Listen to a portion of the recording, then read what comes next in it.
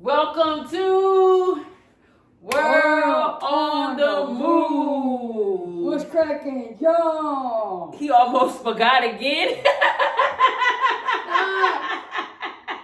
We did it 2 different times. We had either He way. almost forgot again, We both y'all. either sitting down and doing it, but you still said it while you was on your way sitting down. I didn't know what was going on. We are in 2026 and we still doing the same thing. Still doing the same thing, man. What's cracking, y'all? It's been a while, man. How y'all doing out there? We doing pretty good. I'm doing pretty good. How about you? I am doing amazing. We are in February. And we have been up to so many projects. So many projects, You guys, that's coming into the making. I'm going to be excited to announce something that we've been working on together for the last 2 years. We took a needed break during the Thanksgiving and Christmas holidays. He was on vacation out of town visiting family. I was on vacation out of town visiting family, and we just was little hiatus. Yeah, a little step away breather that was needed, and sometimes our schedules wasn't like clicking like it should. So we just look, we'll get back to it when we get back to it, and finish the project that was pretty much more pressing.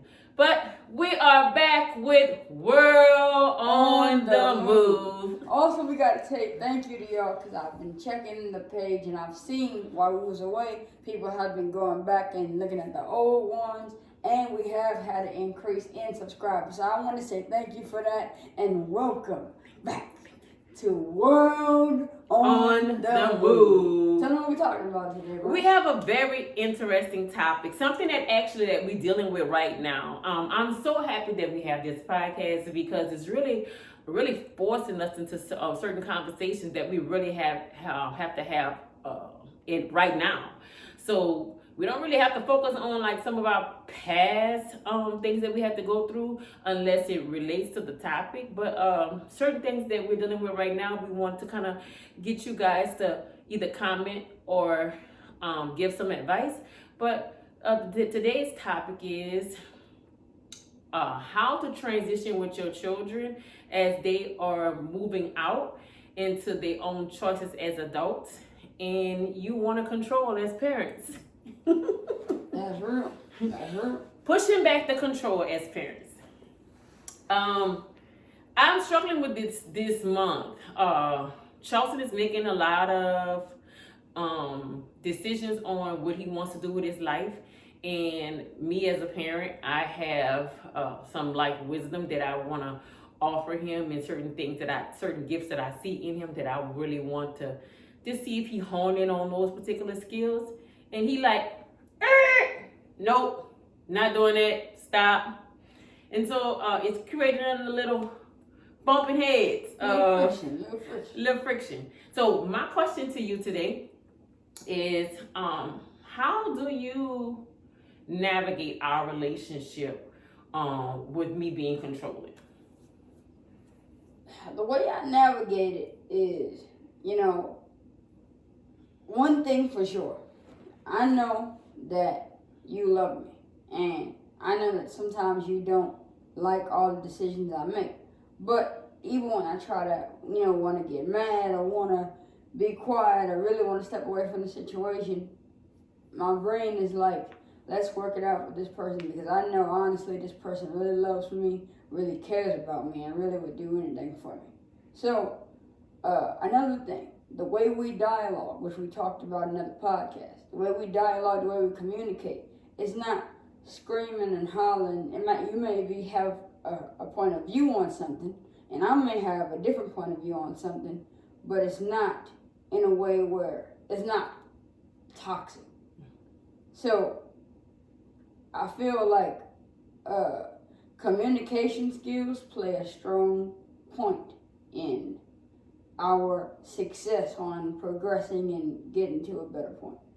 Yes, I do agree that we don't have to leave off from each other with words that were said to each other that was unhealthy, that start causing some type of friction that leads to strife. One thing I learned about myself this month is that am I trying to control his life based off of some of the mistakes that I made and I didn't catch a hold of those mistakes? And I had to question myself in this particular area because as parents, I do feel that we want to like cover our children from certain mistakes that we made so they won't fall in those same mistakes that we made as when we were their age, such as maybe debt or maybe education, and we trying to push on them what we wanted for us. And when I started questioning myself about those things, it brought up, yeah, you're being controlling because this is his life. And he have a vision from God on the way that God is speaking to him about his life. And if he comes to you and consult with you about a particular aspect of his life, he could do that if he so choose. But it's not my job to tell him what you don't want for his life or what you may see for him down the line or what gifts you may see that he needs to hone in on. That is not my job. My job is done. He is an adult. And if he so choose to share with me or ask me about certain aspects about his life, that's just take it as a blessing. Give the wisdom if you have some and keep it moving and stop pushing on to him what you wanted for yourself. That was a very humbling experience because I didn't want to be incorrect. I didn't want to look at myself as if, I'm just trying to be helpful. Sometimes you're not being helpful, and I was not being helpful. What I was trying to do is be controlling, and by way of using some advice that happened in my life that didn't fit what was happening in his life, or a decision that he was making, or pushing on to him some advice that he didn't ask for. That's real. Now, in the comment section, some people gonna give us some advice on this topic, but I feel like there's some things that you did do correct on that we might can help other people with. Tell them your pushing back process, like how you used to. You're still very helpful, but how you used to, be a lot more involved in a lot more of my stuff, as in finances, bills, all type of stuff. But you showed me how to do these things, and then you pushed back and let me navigate those things. And did I bump my head in certain sessions? Did I make mistakes in those sessions? That's going to happen regardless. But you stepped back and you even said that it kind of helped you better mentally since you wasn't involved as much. Yes, that's the truth. What I learned is from my therapist, because I brought this particular issue to my therapist to kind of help me to navigate what I feel is right and wisdom as a parent, as opposed to what I feel that is controlling, and how can I understand the two. And she gave me a really good point that I can literally use in every setting or every decision-making process or every conversation that we have. She said, you no longer tighten mother. You're not training him. You're more of a consultant and a friend. And when you even come to me as your therapist, you make a date, a time, and we talk at that time. You're not calling me every hour, every minute to get advice from me. And when she said that, the light bulb went off for me, and to allow me to know that you'll come to me if you so choose to want advice in certain areas of my life. I can consult with you about certain things. One thing that I did give a hard answer to in your life is, I'm not gonna sit down and watch you do something destructive to yourself, like drugs. I am going to step in because it's a health and safety factor over me just letting you do whatever you want to do. But when it comes down to you handling your own finances, paying your own bills, taking care of your own credit score, I learned to push back. Number one is you need to know all your information yourself. If something happened to me, I don't want anybody to be sitting in my seat trying to provide you that information. They're gonna have control over you. And so when I looked at it in that aspect, I needed to make sure that you have your information and you know how to read that information and you know what to do with that information. And so me leaving off out of this life and you being able to live an independent lifestyle for yourself is is a high on my board over me being in your business and me making sure that manager mom is taking care of everything.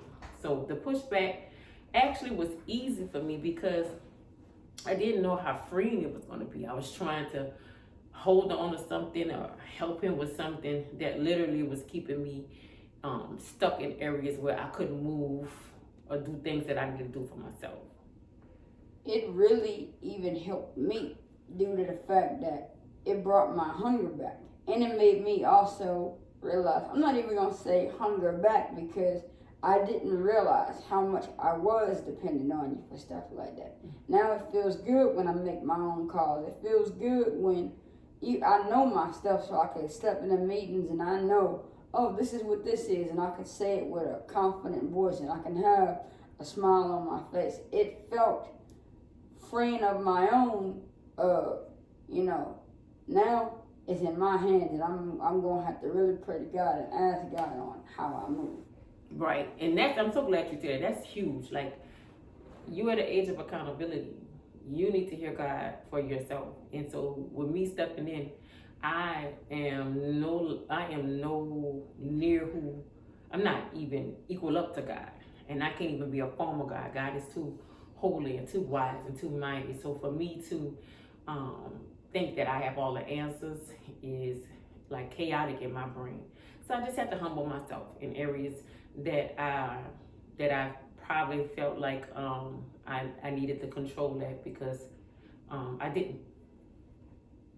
Yeah, and of course, there's bumps, there's falls, there's mistakes, but it also feels good that you've now stepped back and made me realize, you know what, God has given it, and through your raising has given me the tools that I know that I have to stand on my own 2 feet and, keep on trucking and keep on going. I have a question for you. Did this process help you be a better communicator when handling conflict? Most definitely it did, because, when you're a child, even if you're a young adult and you're still trying to navigate things, you get to a point where, you're still kind of asking for permission on different stuff. So, it helps you stand on your own 2 feet, and it helps you have to and be forced to have these conversations. It forces you to, I have to sit here and I can't beat around the bush with you, and I can't be timid and, can I do this, can I do that? I have to, and it's not about being rough or strong or hard. I'm a man now. It's about having a real conversation and coming to a real, genuine conclusion. Oh, that's awesome. It helps. It's also helping me be a better communicator.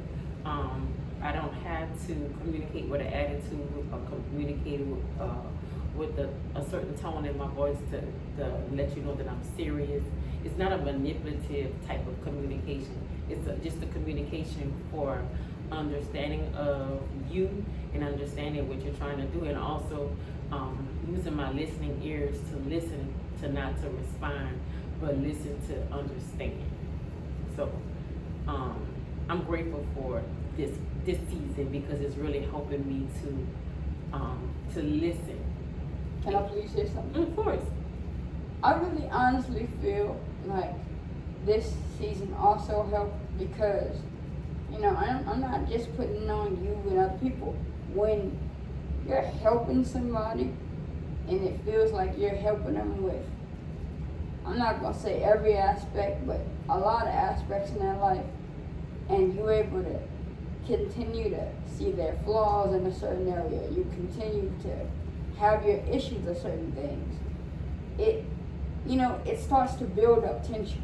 Mm-hmm. It starts to build up, maybe I want to say this and maybe I want to say that, and vision gets foggy, you stop being able to look at it in a proper way. This now, in this season, the regular conversations can come back because now, you can step back and you can allow me to do what I need to do. You can not feel like since you're helping me so much, I'm on your back as well. Mm-hmm. Because I agree. metaphorically and visually speaking, it's like even if you're not trying to do that, it's like getting on somebody's back while they're swimming, and sometimes if you involve yourself too much, it's like them drowning you as well, since they're on your back and they don't want to breathe. That's correct. So I agree wholeheartedly, 100%. You have any advice for parents that's just trying to help their children, but need to let go of the control? I physically see that my mom, even when we have our things going on, she's more physically free than ever. To the parents, I would say, when you start stepping back, it's gonna help improve your mental space 10 times more. Not realizing how much certain things that you felt like you had to hold on to or help in different aspects kind of drown you in certain areas. So I would say the more you step back, the more you might even get to see the potential your child had that, maybe you were sheltering and you didn't know that you was really shielding him from what he really could do. I agree. My advice to adult children is have the difficult talks and have them when you're not angry. Try to have them when you're able to be calm and express yourself in a way that is respectful for yourself and for your parents. Make sure that you inserting your goals and what you're trying to do for yourself. But you're not asking for permission. You're just explaining what you're trying to do without them having to give you like a pat on the back. And even if you have to tell us to push back, your parents should never get upset when you're telling them, I need you to sit back, even if you don't believe. I need you to sit back and I need you to watch the outcome of this.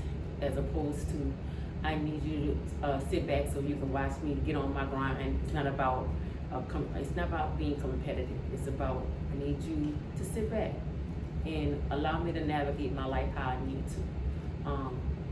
And so that's my advice. Have your conversations, have the hard conversation, not out of anger, not out of manipulation, but just straight talk. I'm also going to say this. You might, think that you're helping your child, but, when you finally do step back, I know what happened for me. It's kind of like a breath of fresh air, but it's like a negative perspective. Like, now that you finally have the keys to the car and you can drive, you start kind of swerving a little bit. Not that you don't know what you're doing, but you finally, it's just like if you shelter somebody all their lives, or shelter them to their 18, and they're going to go out and just party, since now, they're going to chase after the stuff that they didn't have. So it's like you start chase after this freedom and become irresponsible because you feel like you've been sheltered or, spiritually or mentally choked for so long. Mm-hmm. So we just wanted to come on here and talk about something that was real, something that we were actually dealing with. We thank you for listening to our podcast. Like, comment, subscribe, and share. Now is the time for my favorite part of the podcast is Titan motivation.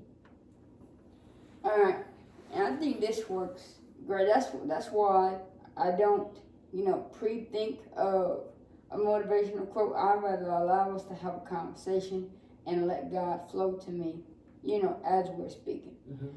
My Titan motivation quote of the day to the young adults.